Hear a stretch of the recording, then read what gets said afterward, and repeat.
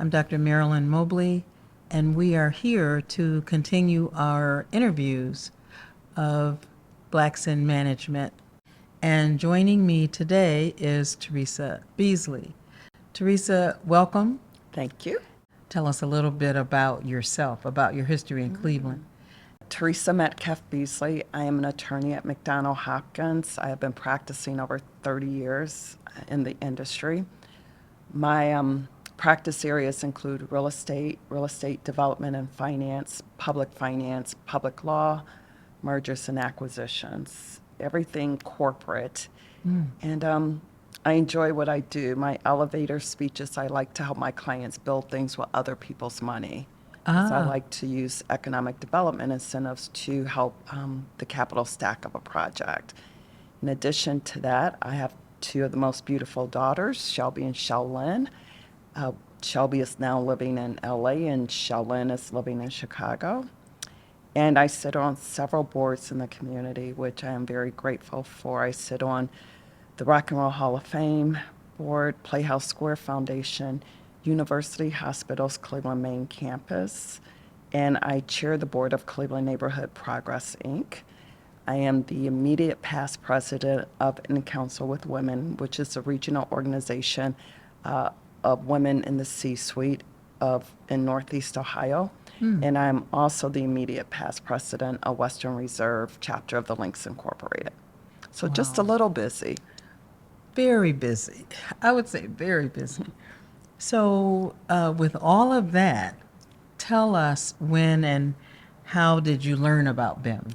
So, Marilyn, I learned about BIM in about 2003 or 2002. Okay. I was working with Lorna Wisham under Mayor Campbell's administration, and she introduced me to BIM, and I was invited to join BIM. I did not know anything about BIM, but what I learned from her, and I was impressed that it was Blacks in leadership and management coming together to support one another. And I would say BIM has helped me. Being involved with BIM, the people I met, has helped elevate my career along the way. That's good. What role did BIM play for you personally as an executive in Cleveland? Well, personally, the role BIM played for me was it gave me that safe space and support. Through BIM, I met individuals I probably would not know on a personal level that I got to know. You see people at a distance, you hear people, but BIM brought us together through our meetings, through just connections, and just having that safe space and knowing that you're not the only one. And often, and I may be getting ahead of myself with the questions, as a double minority, being a Black female in the legal space, real estate in Cleveland, I was the only one in the room. Wow. However, from BIM, I learned I was not unique. There were other ones. Being the only one in the room, we were just in different rooms. So how do we support each other and learn and continue to build our confidence, because we deserve to be in these rooms. That's right. But to know, okay, I'm just in a different room. They're across the street, down the road somewhere. So, can you say more about what that meant? The safe space is still true today. Yes. And I would say even with our BIM members, we still have that safe space where you can not just you go and vent and learn. Okay, we're all venting about the same thing. And one of the common things back then, especially with Black women, is when people want to touch your hair. And I still today can't move beyond that. But and there are people who still want to do touch that. Your hair. It's 2025. And yet, so to learn, okay, people want to touch your hair too. Okay, so how do we react to that and have that safe conversation? And learn how to react to it. How are other Black women handling that conversation? So it gives you that dialogue. You're up for a promotion. You're trying to do business development. And we know how those who don't look like us network and do business development. So how do we do it with each other? That's right. How do we support one another? And BIM gave you that space. Today it's different. We have more open opportunities. Yeah. But when I first started in BIM, we did not have those open opportunities, and we had to fight for those. That's So good for that difference. So, what role or office did you hold in BIM over the years? I was trying to remember who the women presidents in BIM were. Hilton Smith and I were both trying to figure that out, but can you did you come share? up with Sharon? Wasn't it not Sharon Sharon? Glassby, Charlize Pratt. Yes. Yeah. We mentioned Charlize, Charlize. and we believe she was first, but I don't know. I'm reluctant to say. She was first. Okay. I think Terry Hamilton Brown I was. was not a president. Okay, that's all right. I We was, needed to interview you yeah. anyway. Yes, I was the secretary, which I was looking at those notes today. But I did serve as secretary, and from day one of being approved for membership in BIM, I was engaged. I did not need an officer role, but I just stood up because I was so happy to be part of it. Right. And I'm young. I'm new to corporate in Cleveland, and I didn't have a mentor. So I guess everyone in BIM sort of became my mentor Okay. as I grew in my career. But I did serve as secretary. I hosted, when it came to hosting our events and things of that nature, I was always raising my hand and That's how good. can I help? What are some of the unique accomplishments of BIM that you think it should be proud of? There's so much we can be proud of. Yeah. So much. I look at when we would host the welcome receptions for Black executives new to Cleveland. And it was so much fun going through the list of we have all these people in Cleveland now. And we, as Blacks in Management, as BIM, we will welcome them. And to me, we weren't doing that. And some organizations do it today, but not like BIM did it, because we would welcome everyone. Just anyone new to Cleveland in a leadership role who was Black, we would host a reception. And also, I was looking at some of our notes from the past, and one thing was to get more Blacks on nonprofit boards. And if you look at the landscape in Cleveland now, of how many of us They're are on there. nonprofit boards, but I'm going to take it a step further. How many of us sit on public boards, private boards, are getting paid for our talent? There's more of that happening. When BIM was founded, we thought about nonprofit boards. Now it's at a whole nother level. Wow. So to me, those are things BIM should be proud of. But Paving the way for that. yes, absolutely. What would you add to that list? Those are huge. Those are huge moments and accomplishments. But would you add any? Do any others come to What we've mind? done is garnering the respect we deserve in the community. Because you go back to when BIM was founded after the Huff riots, Yes. BIM turned that negative into a positive, and creating a voice in our community that others would listen to and respect. Because I would say some of those in corporate just didn't know. Maybe they did, maybe they didn't. But they BIM helped create and give us a presence in the community and the respect in the community. And I didn't become a member of BIM until 2009, but one of the things I saw that was an example of that was hosting stakeholder meetings.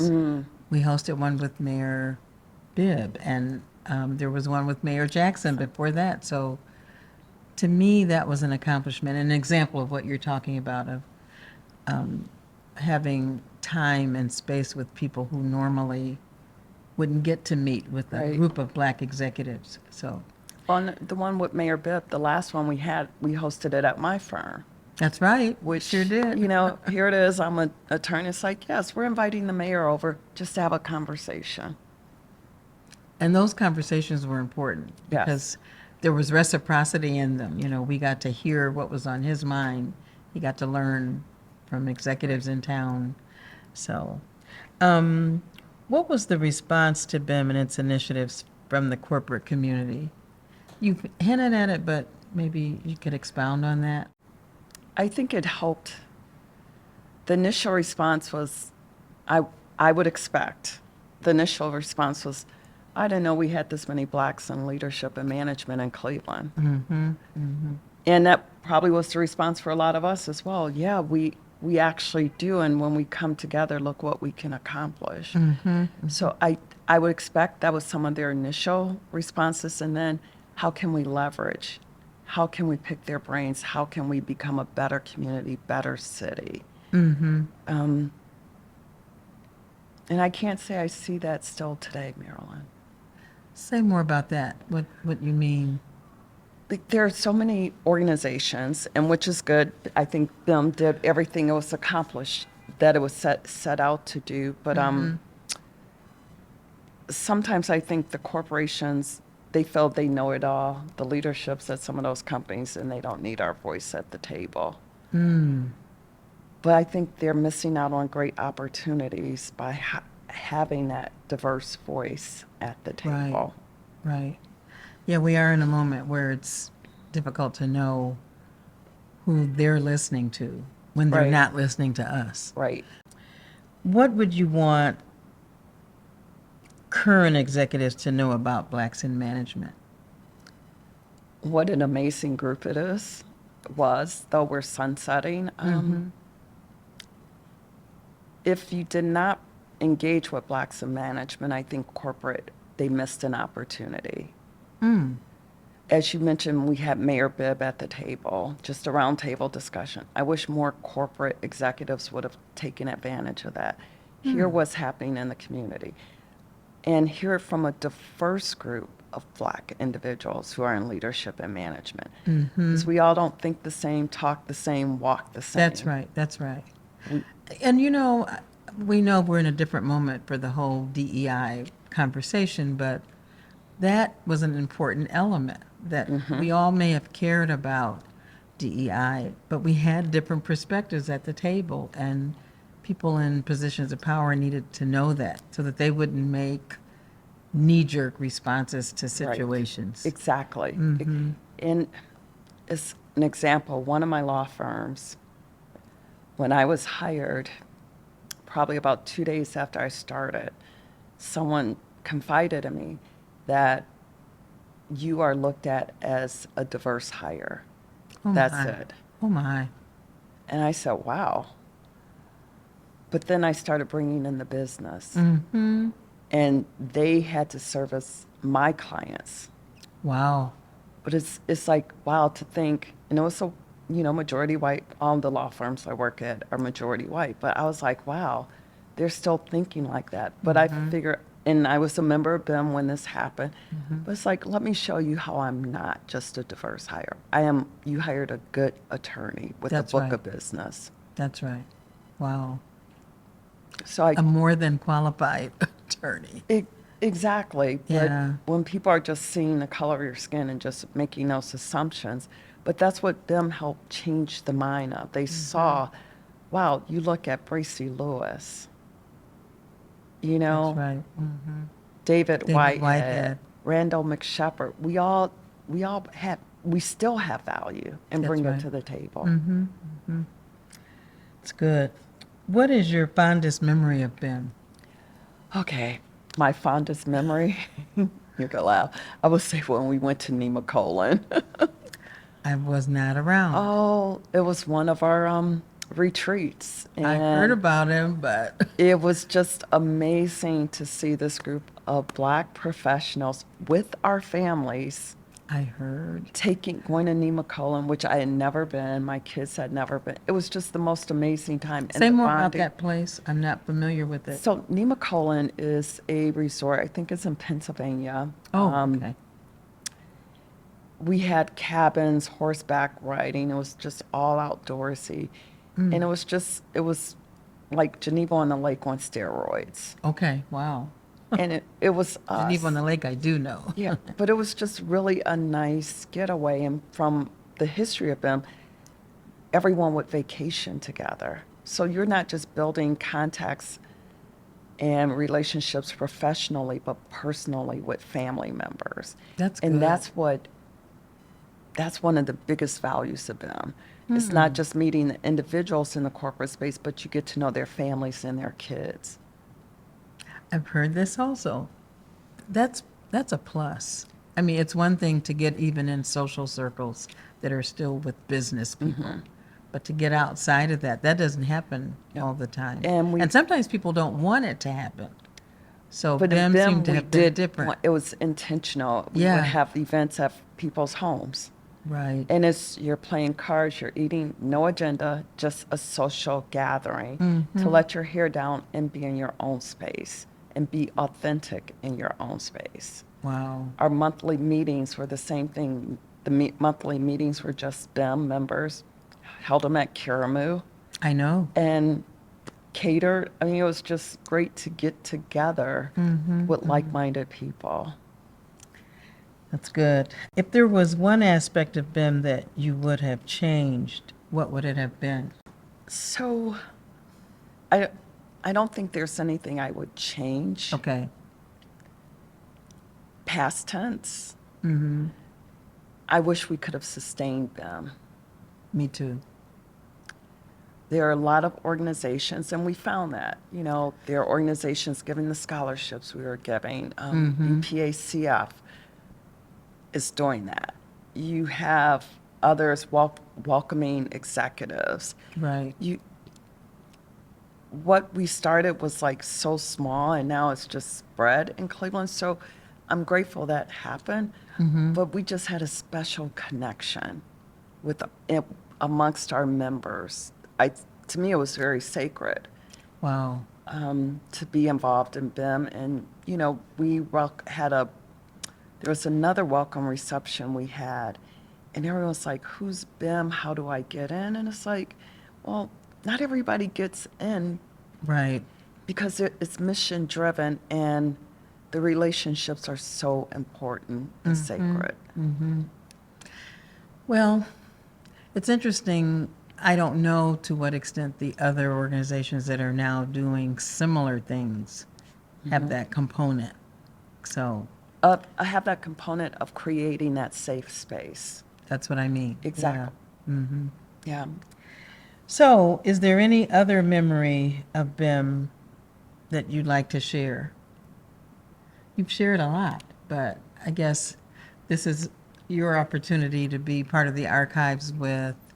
Is there something about BIM that you want to be sure you said because it's your unique memory? I mean, I'm just thinking about people in BIM who are no longer with us who contributed. I'm thinking about Sharon. I'm thinking about, I'm drawing a blank on her name. Stephanie?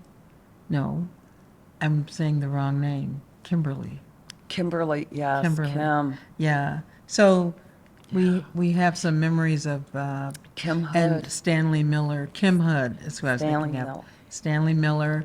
A lot of times Stanley and I were the only ones saying it's time for a meeting, and we would get everything. People were just busy. BIM members tend to be really busy. Like when you started, all the different ways you're involved in Cleveland. So as people discovered BIM members were everywhere. We were represented in so many places, but as I sit here and think about it now, I'm thinking about people who contributed who will not be in the interviews because Right. they've passed on. I hate Stanley's not here to share his take on things. Yeah. And people, when we joined them, we worked. And we worked in the beginning, we worked hard, we showed up. Everyone was so engaged. And that was great. And I'll look around the table at Karamu and who was all at the table, and we would not be in the same room other than BIM. Look at Terry Hamilton Brown. I know That's her in right. so many different walks. And I would say the most fondest memory, I guess, would be our wrap-up celebration and how everyone came together and At your home. At my home. It was so wonderful. People brought their newspaper clippings. Right. People brought their photos. It was wonderful. When you say you're having a gathering like that, you don't know what you're going to get. But people just came, and they came so humbly with their envelopes. They were Yes. holding envelopes like this. These are my pictures from BIM. And so now you have the box. But It's how sacred BIM is to everyone. And for me, it's like I was so full because I've met people I did not know still. same here. Same But it here. was just, I was so full that everyone had gathered for this wrap up of BIM. Yeah.